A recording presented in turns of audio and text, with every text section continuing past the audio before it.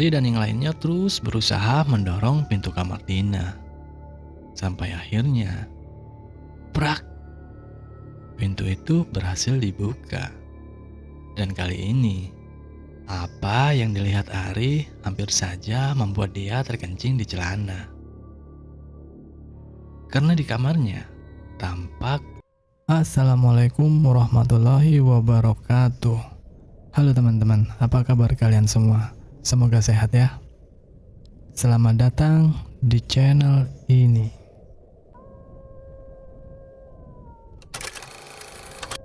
Pada kesempatan kali ini kami akan membawakan suatu cerita yang dialami oleh sepasang suami istri. Sebut saja namanya Dina dan Ari. Awalnya, mereka hanya ingin berkunjung ke rumah kerabatnya di daerah Jawa Tengah. Tapi, di sana mereka malah ngalamin kejadian yang hampir saja membuat Dina kehilangan janinnya. Bagaimana ceritanya dan kenapa itu bisa terjadi? Langsung aja kita masuk ke dalam ceritanya. Tapi sebelum itu, buat teman-teman yang mempunyai kisah horor atau cerita misteri yang berkenan ceritanya dibawakan oleh tim halusinasi, silakan email kami. Email ada di deskripsi. Oke, langsung saja. Ayo mulai.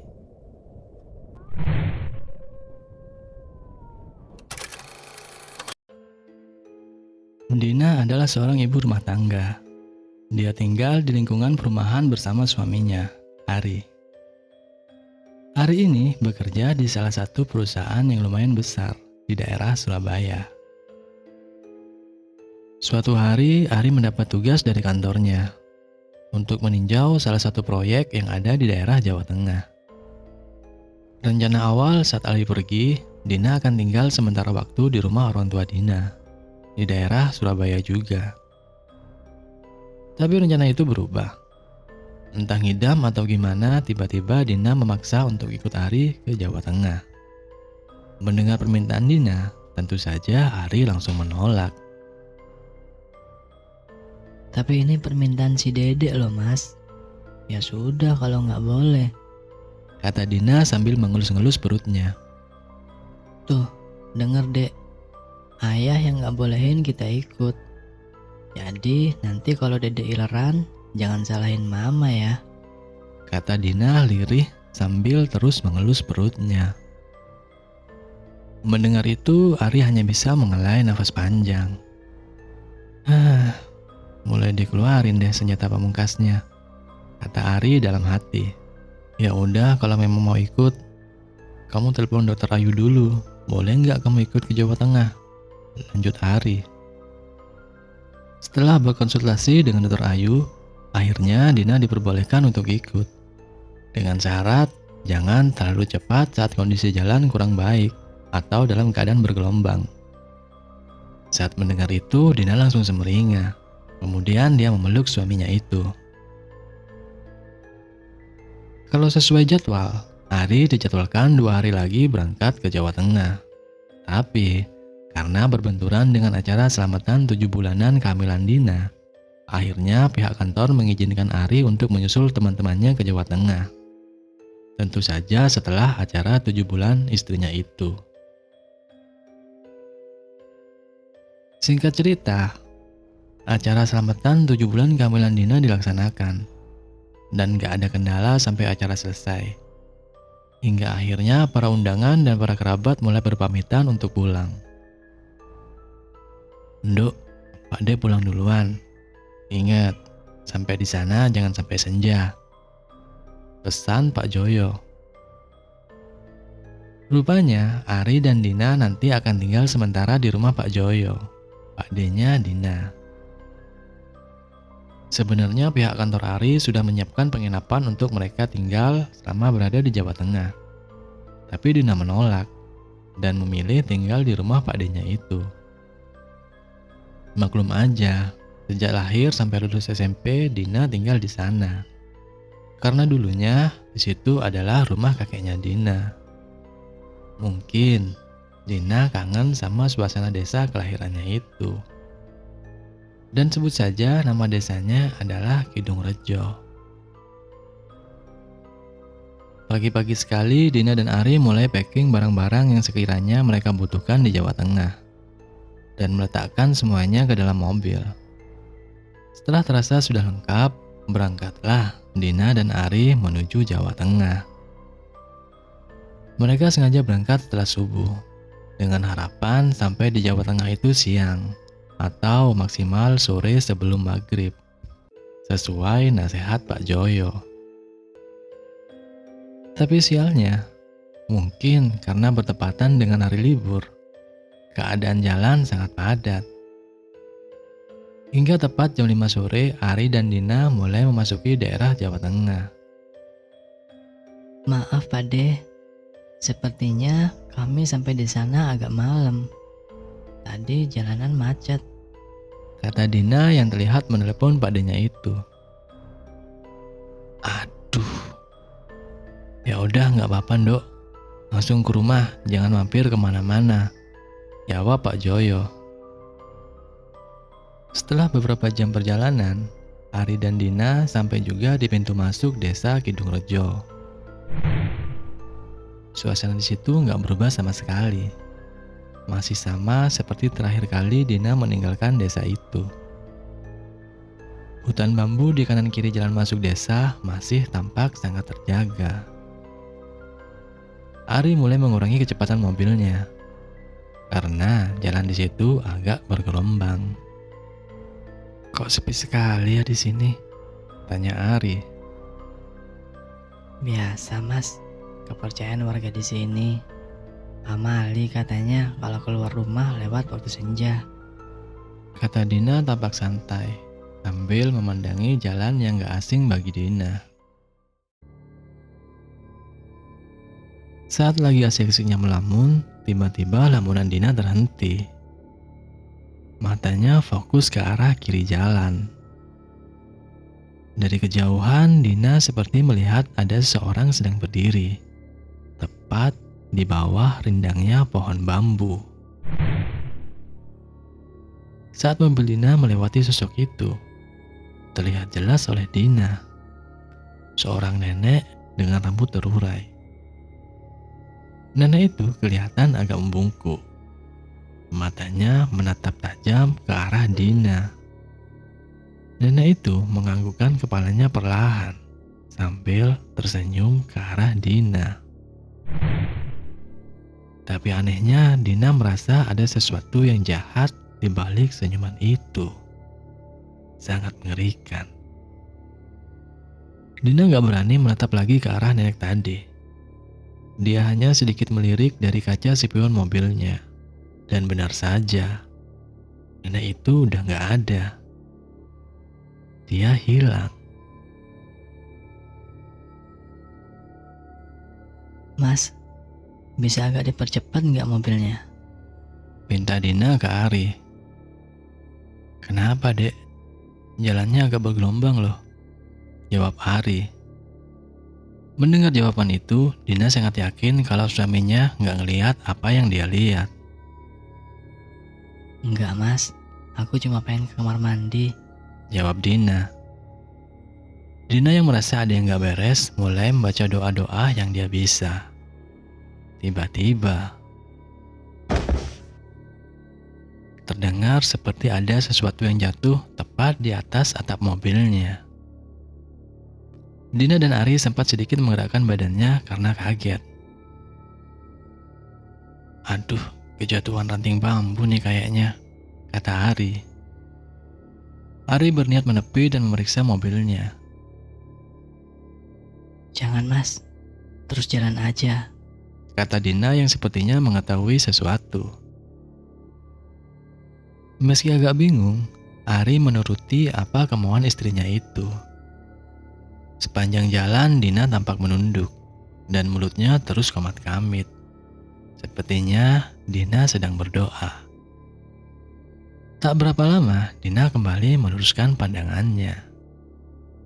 Tapi kali ini bukan hanya Dina, tapi Ari juga melihat. Di ujung jalan tampak seorang laki-laki tengah berdiri, menatap ke arah mobil mereka. Dina yang dari tadi tampak tegang, tiba-tiba tersenyum.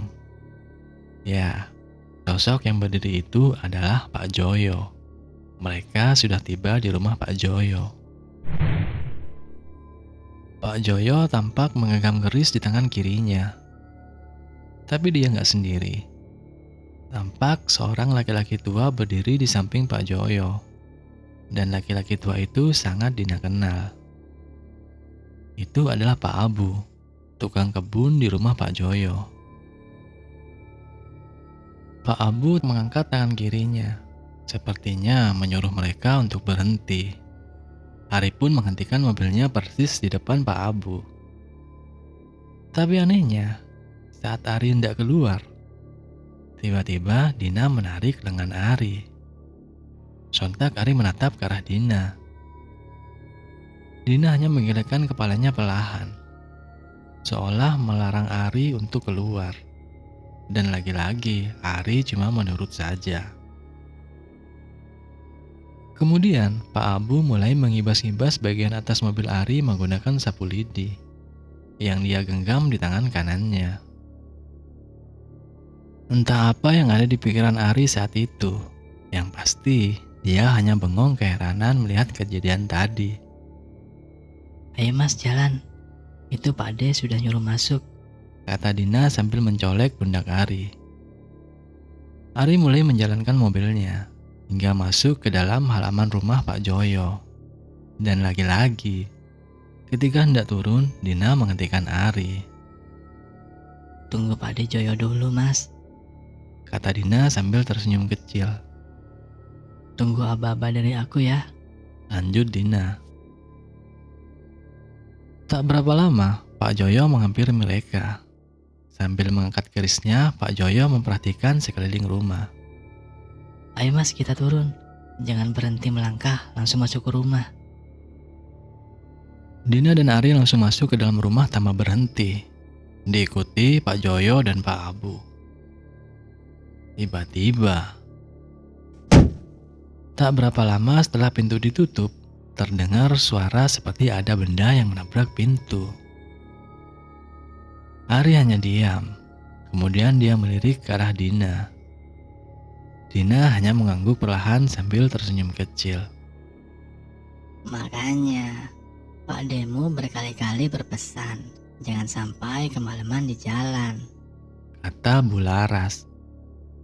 Bu Laras ini adalah istri dari Pak Joyo.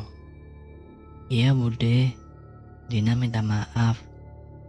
Tadi di jalan macet parah. Kata Dina sambil mencium tangan Bu Laras dan Pak Joyo. Sekarang sudah aman.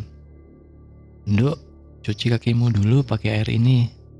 Kata Pak Joyo sambil menunjuk bak berisi air yang sudah ditaburi beberapa macam bunga. Singkat cerita, setelah membersihkan semuanya, Dina bergegas masuk ke dalam kamar. Sementara Ari masih tampak di teras rumah bersama Pak Joyo dan Pak Abu. Mereka tampak mengobrol santai, ditemani kopi hangat dan singkong rebus. Sebenarnya saya masih bingung. Tadi itu apa Pak De? Tanya Ari. Biasa Ari kepercayaan di sini. Semua warga yang rumahnya ada anak kecil dan wanita hamil, mereka selalu menutup rapat-rapat pintu dan jendela rumah bila senja tiba. Jawab Pak Joyo. Ya takutnya seperti ini. Lanjut Pak Joyo. Dia mengincar wanita hamil dan bayi Den. Sambung Pak Abu. Padahal rumah ini sudah saya pagari. Dia masih nekat nerobos. Aura Dina memang kuat, kata Pak Joyo. Yang saya takutkan, Dina kembali seperti dulu, lanjut Pak Joyo. Bukannya dulu sudah pernah ditutup Pak? Tanya Pak Abu. Iya memang, tapi kalau sudah garis keturunan, suatu saat akan terbuka sendiri, jelas Pak Joyo. Ari cuma bengong saja di situ. Karena memang dia sama sekali gak ngerti apa yang Pak Joyo dan Pak Abu jelaskan padanya. Gak usah bingung, Nari. Dina itu anak yang istimewa. Dia bisa melihat apa yang gak kamu lihat, dan bisa mendengar apa yang gak kamu dengar. Jelas Pak Joyo. Dulu sudah pernah saya tutup mata batinnya. Karena ya gitu. Dina sering bicara sendiri saat bermain. Persis seperti Rahayu, ibunya. Lanjut Pak Joyo. Dan Ari kelihatan lelah sekali. Istirahat aja, Den. Biar saya yang jaga di sini, kata Pak Abu. Karena memang Ari sudah beberapa kali tampak menguap dan kelihatannya sangat lelah. Setelah meminta izin, Ari lalu menuju kamar. Terlihat Dina sudah tertidur pulas. Dia kelihatan sangat lelah. Baru saja Ari membaringkan badannya, tiba-tiba Ari mendengar ada yang mengetuk jendela kamarnya.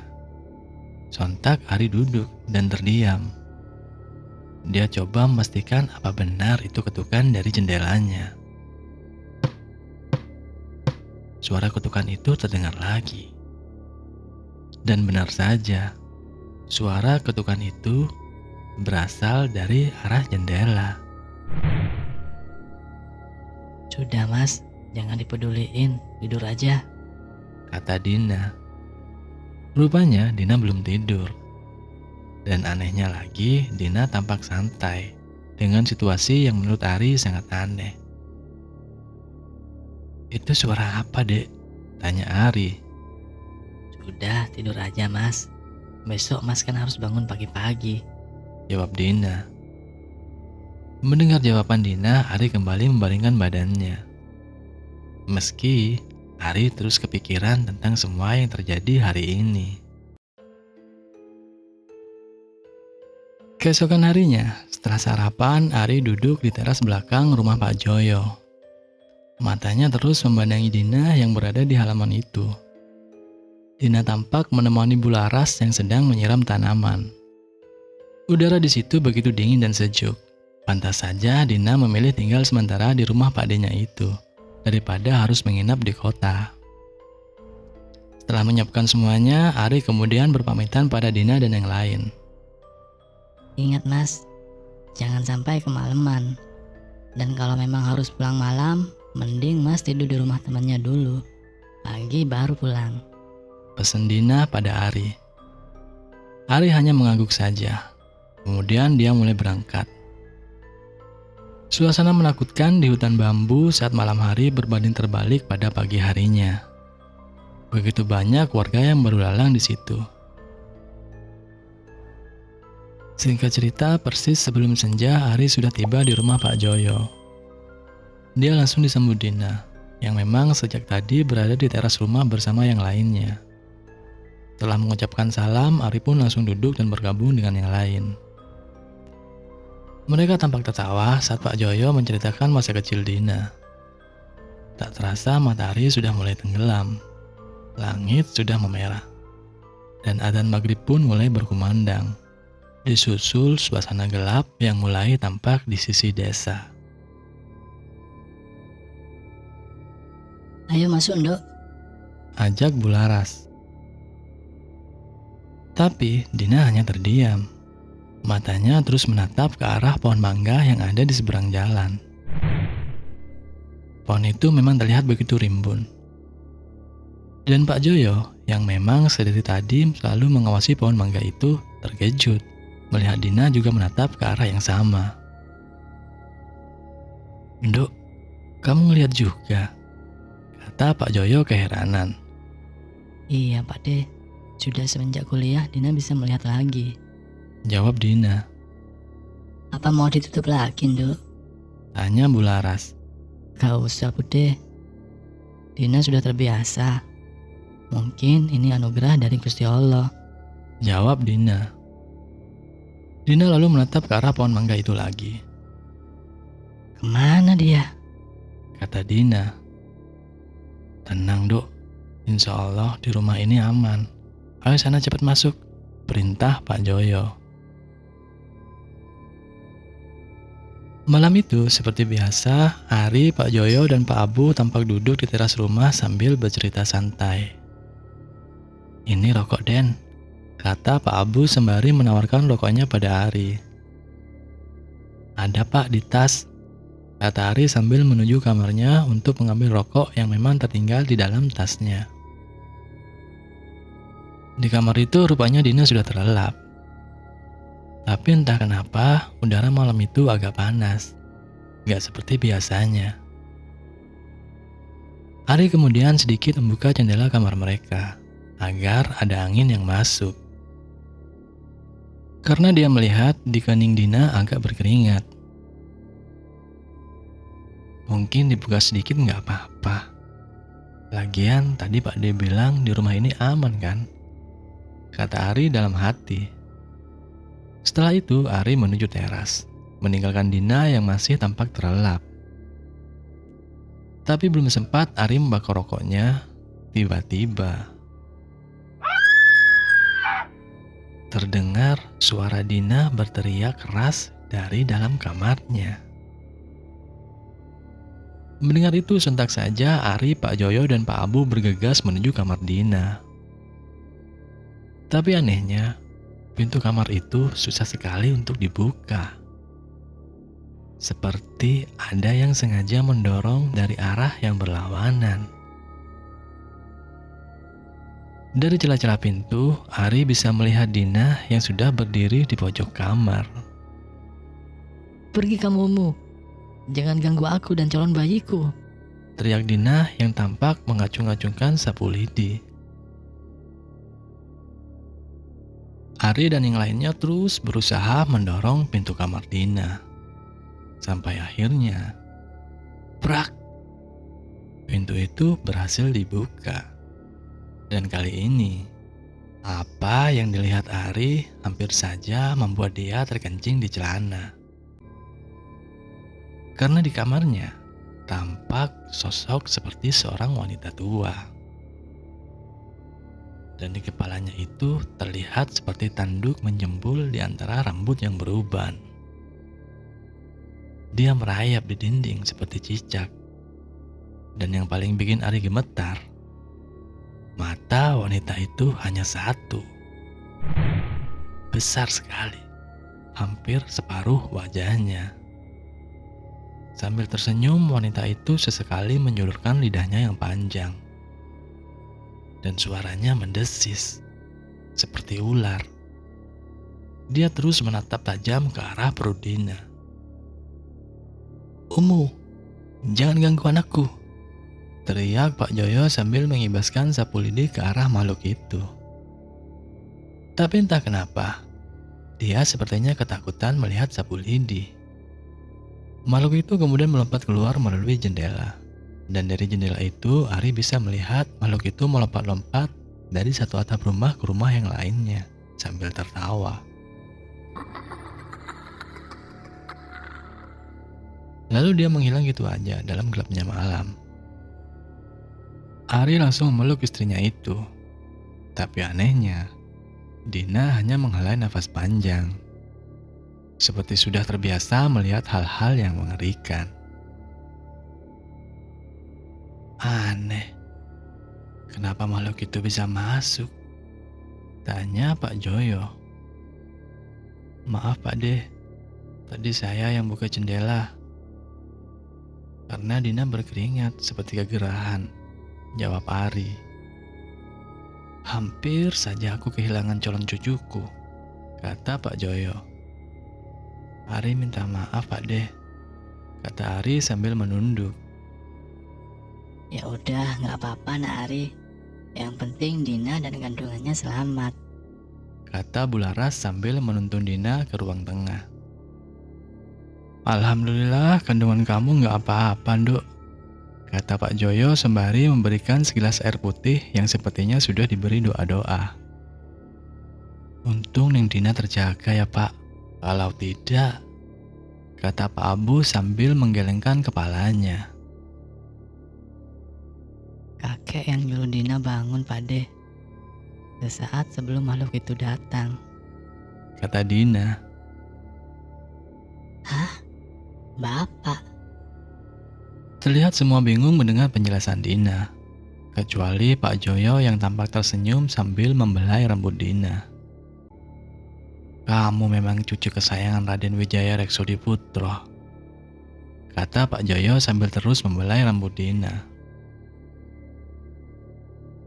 "Tadi itu makhluk apa, Pak De?" tanya Ari yang memang masih penasaran.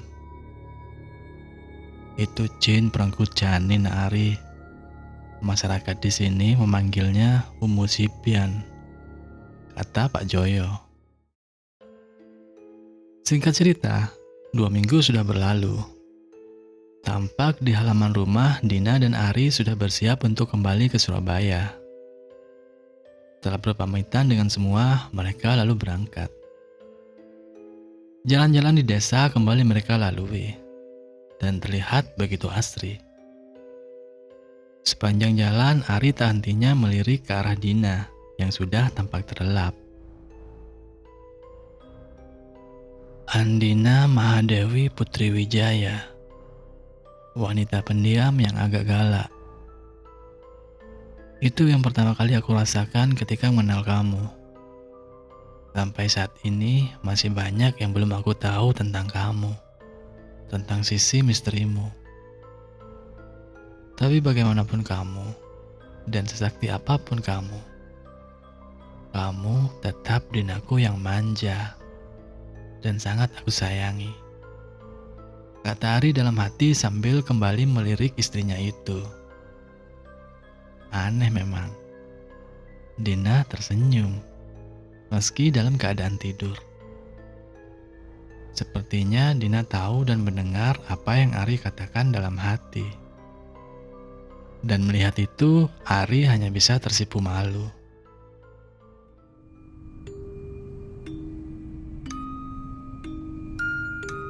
Oke teman-teman, sampai di sini ceritanya.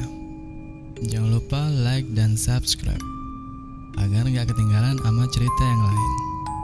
Terima kasih.